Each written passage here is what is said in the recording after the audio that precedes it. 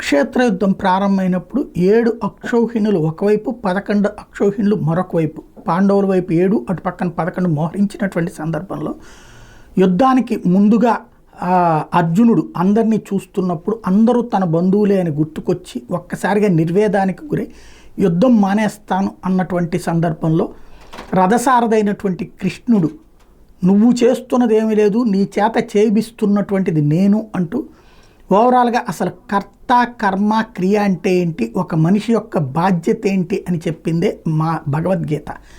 నీదంటూ ఏదీ ఉండదు, అంతా నీ చేత నడిపించేవాడిని నేనే అని చెప్పినటువంటి ఆ భగవద్గీతకు సంబంధించి గీతా సారం ఆనాడైతే ఏ గిన్నిస్ బుక్లు లేవు కాబట్టి ఎక్కలేదు. కానీ ఇప్పుడు గీతా పారాయణం మాత్రం గిన్నిస్ రికార్డు ఎక్కింది. గీతా జయంతి సందర్భంగా మధ్యప్రదేశ్లోని భోపాల్లో బుధవారం నిర్వహించిన గీతా పారాయణ కార్యక్రమానికి గిన్నిస్ ప్రపంచ రికార్డు లభించింది.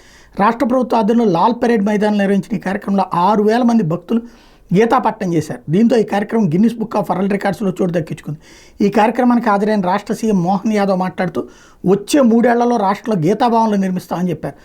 రాష్ట్రంలోని గోశాలను ఇక మీద రాష్ట్ర ప్రభుత్వం నిర్వహించాలని నిర్ణయం తీసుకున్నట్టు కూడా ప్రకటించారు. ఇది చాలా ముఖ్యమైనటువంటి. మన దగ్గర ఇక్కడ తిరుపతిలో అవసరమైతే కూడా గోశాలకు సంబంధించి ఏం తేల్చట్లేదు. అక్కడ గోశాలలు ప్రభుత్వం నిర్వహించడానికి రెడీ అవుతుంది.